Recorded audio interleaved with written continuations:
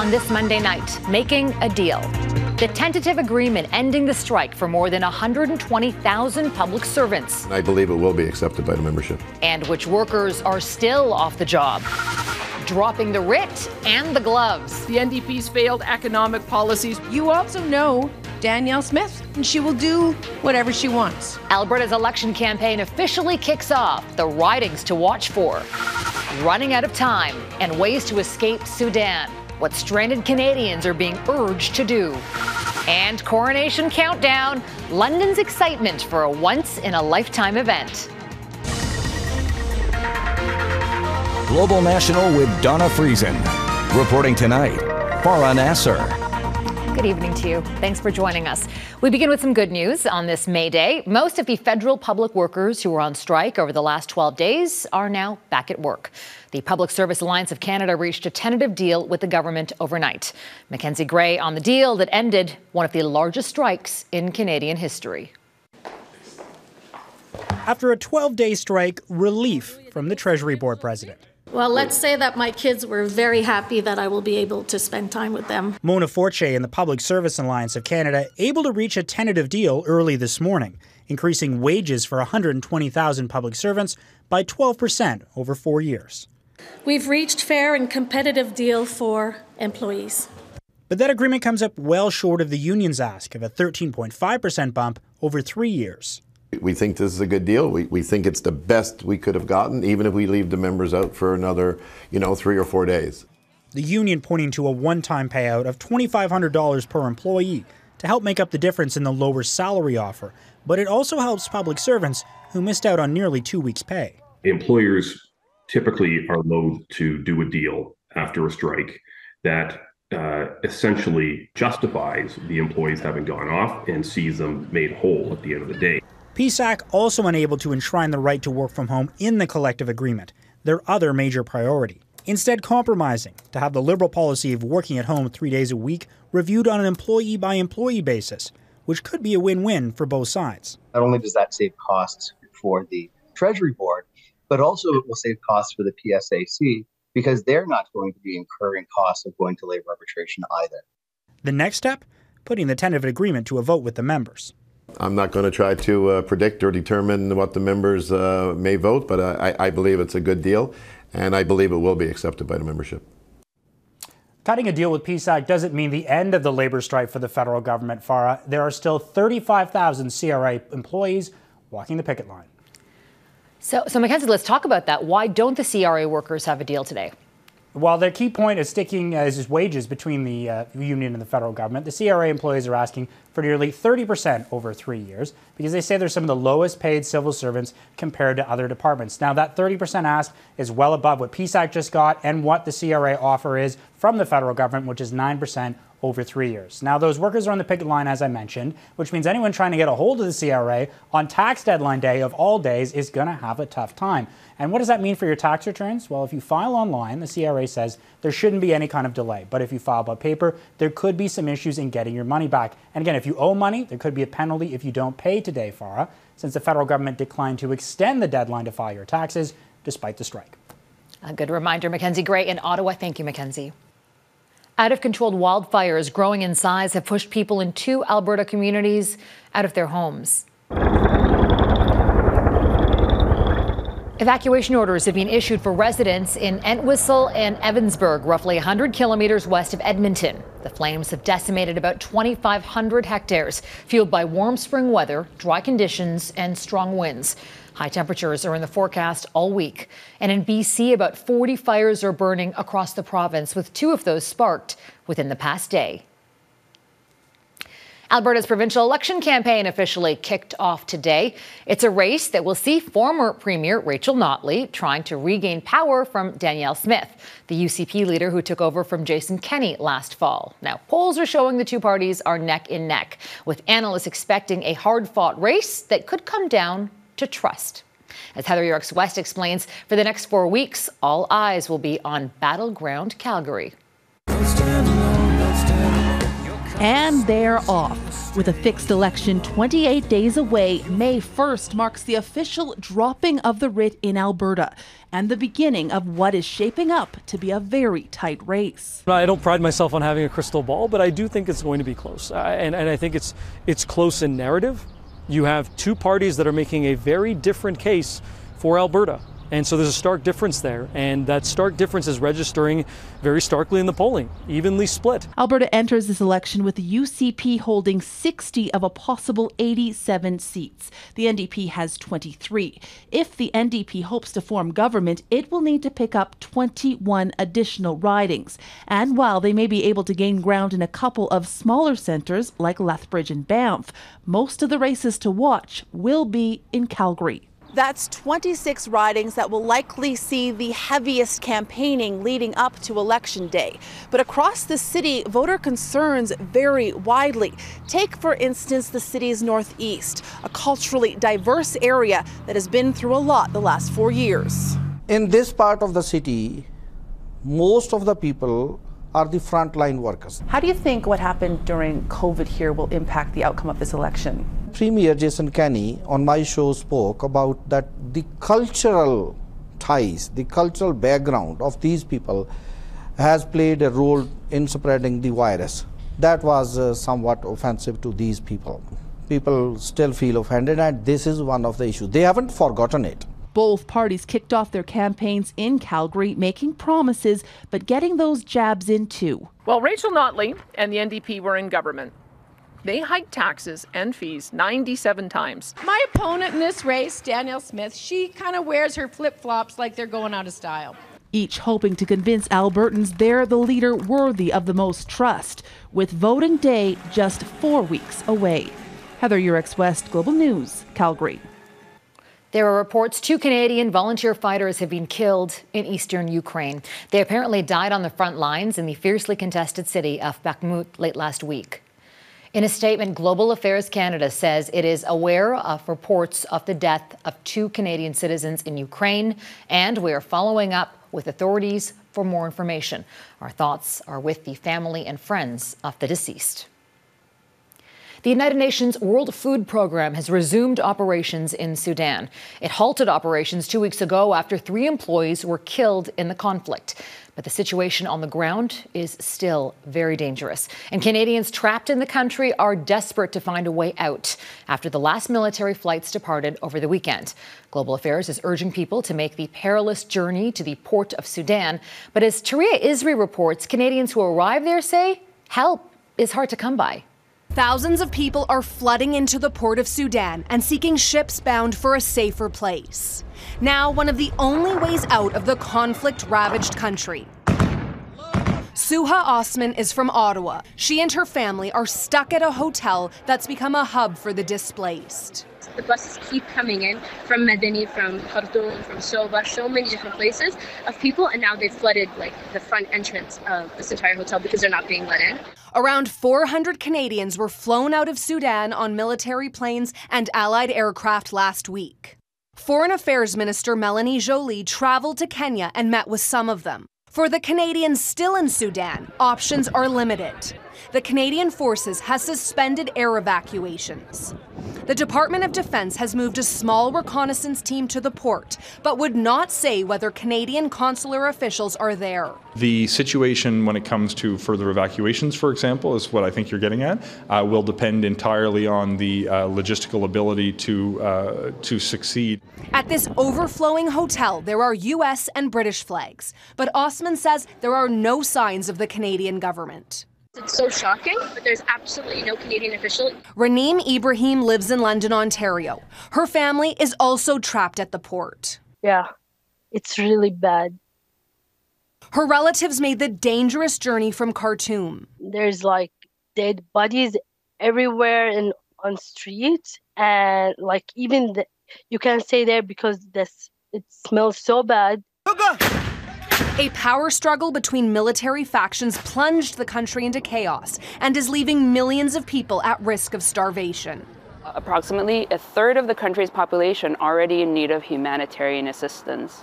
And since the start of violence on the 15th of April, that has gotten a lot worse. While the American government is getting its citizens out on Navy ships, it's not clear what the exit strategy is for stranded Canadians. The Department of Defense says there are 2 Canadian vessels that are in, quote, close vicinity to the port and are prepared for direct support as our allies develop options. Farah? Touria Izri in Ottawa. Thank you for that, Touria.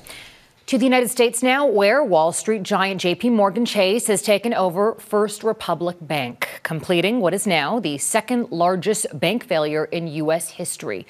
The troubled First Republic had been under pressure since last month after the collapse of 2 other U.S. lenders. Regulators are hoping today's deal will quell fears within the industry. But as Ann Gaviola reports, the turmoil has fueled calls for more oversight on America's biggest banks. After weeks of trouble, U.S. regulators seized First Republic's assets. This is not the end. Okay. I don't think we're going to get 3 and done. Crises don't sort of end this easily. There will be other issues out there in the banking world. The San Francisco-based bank, now the 3rd to fail in the U.S. in 2 months. First Republic's assets were promptly sold to JP Chase, America's biggest bank. All of these sort of helter-skelter moves, like these midnight deals and marathon sessions over the weekend, are trying to firewall the banking system and prevent it from becoming systemic. Customers saw 84 branches across 8 states reopen Monday under the JP banner after regulators worked all weekend to get the deal done. This is now the 2nd largest bank failure in U.S. history. While depositors are being protected, shareholders are losing their investments.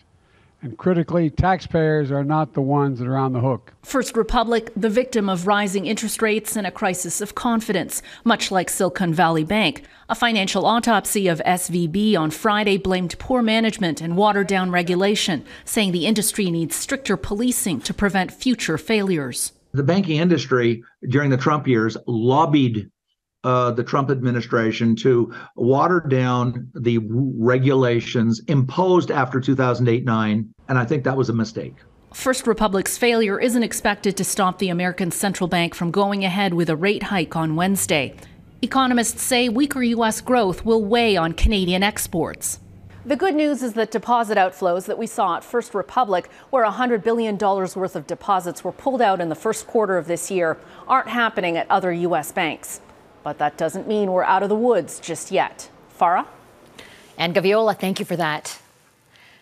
Demonstrators around the world took part in May Day protests for workers' rights. Today in France, anger was focused on the country's unpopular decision to raise the retirement age from 62 to 64.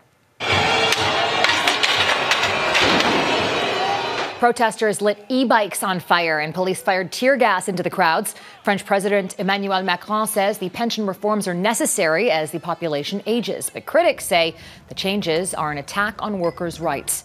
May Day, also known as Labor Day, is traditionally celebrated on May 1st to honor workers around the world.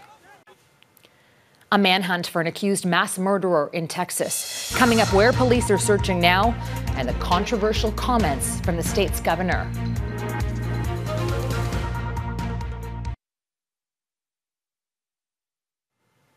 To Texas now, where police are closing in on a man matching the description of a suspect accused of killing his 5 neighbors execution style on Friday night. Today, officials revealed that suspect, Mexican national Francisco Oropeza, was actually in the U.S. illegally and had been previously deported several times, in fact. Jackson Prosco on the mass tragedy and the search for the killer. With few firm leads, police widened their search for the suspected gunman, scouring a rural county near Houston after a possible sighting. 38-year-old Francisco Oropeza is considered armed and dangerous. There's always a danger when you've got a guy that's just shot 5 people in the head, execution style. Those 5 victims were the suspect's neighbors, killed Friday night after they asked Oropeza to stop firing a gun in his yard because it was disturbing their sleeping baby. Instead, he allegedly walked next door and opened fire. Sunday, the small community of Cleveland, Texas, held a vigil for the youngest victim, a boy killed alongside his mother. I don't have words to describe what happened, said the boy's father, Wilson Garcia, who had originally asked the gunman to stop shooting. Tragedy has been compounded by politics. The suspect is a Mexican national who had reportedly been deported from the U.S. at least 4 previous times, while Texas Governor Greg Abbott tweeted that the victims were all illegal immigrants, though their status was unclear. My heart is with this 8-year-old little boy. I don't care if he was here legally. I don't care if he was here illegally. Police have issued an $80,000 reward for the arrest of Oropeza. They believe he may have called a friend for help in escaping. As the search for the suspect continues, so does the search for answers. Jackson Prosco, Global News. Simplifying the system. Ahead, the calls for Canada to create a universal mental health care program.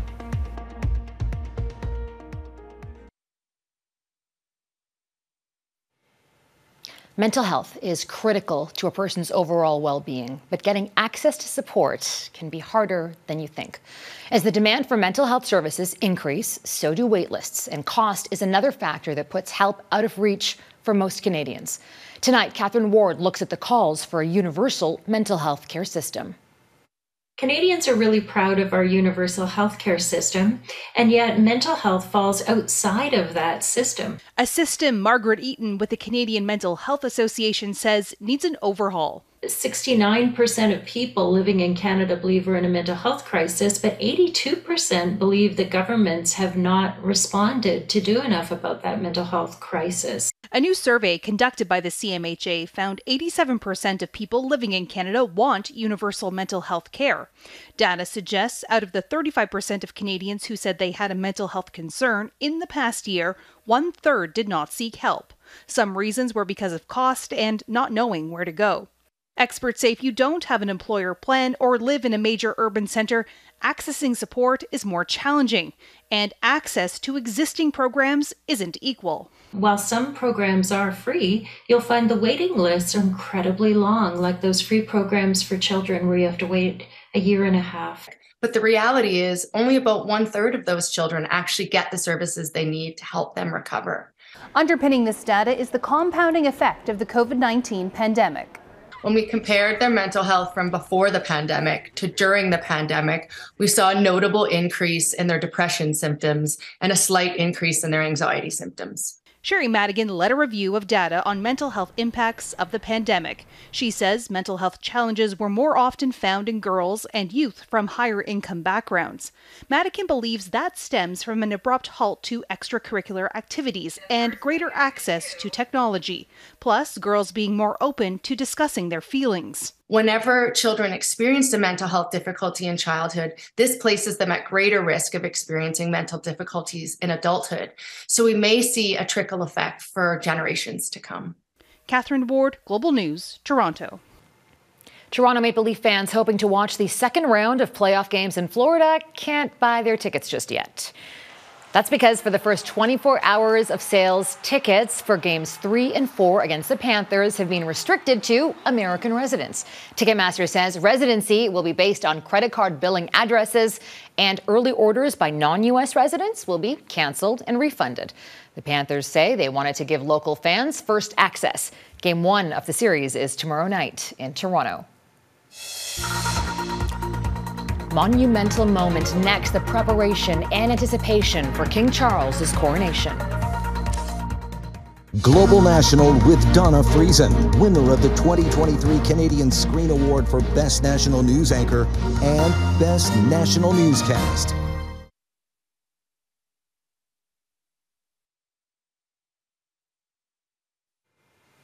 Excitement is building in London for the coronation of King Charles III this Saturday. And as we get closer to the big day, new details are being shared. Europe Bureau Chief Crystal Gamansing has more on how the first coronation of a British monarch in 70 years will be both unique and steeped in tradition. Right now, it's all about the preparations, but the pageantry is coming.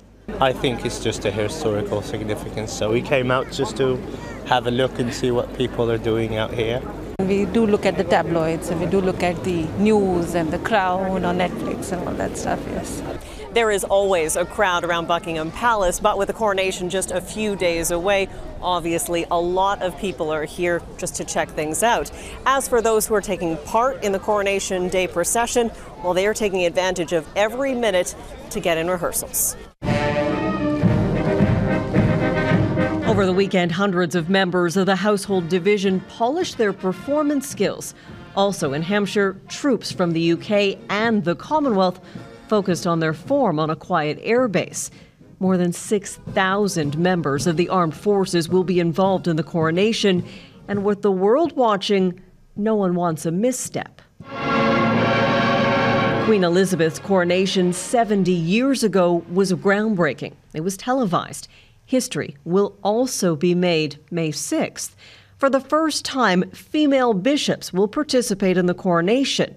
The king will pray aloud, reflecting the duty and privilege he has to serve all communities. And the homage of peers has been replaced by an homage of the people. But asking the public to swear their allegiance is causing a stir. That is exactly what happens at a citizenship ceremony. You swear allegiance to your monarch. I mean, we are a monarchy. Whether you like it or not, we are a monarchy. And this is the sort of thing that happens at every citizenship ceremony. So it didn't strike me as odd until I heard all the fuss. For the coronation, no one will be watching to see if it's said, and it will be a personal choice. Many people, even some taking in the sights along the Mall, say the royals don't have an impact on their daily lives, but they like the pageantry and being a part of history. Crystal Gamansing, Global News, London. And Global News will have special coverage of the King's coronation on Saturday. Our Donna Friesen will be live in London at 5 a.m. Eastern and 2 a.m. Pacific right here on Global. And that's Global National for this Monday night. I'm Farah Nasser. On behalf of our whole crew here, we want to thank you so much for spending part of your evening with us. Tonight's Your Canada is Merritt, British Columbia. We love seeing your Canada, so please keep emailing us your photos to viewers@globalnational.com. Until tomorrow, take care of yourselves and take care of each other. Good night.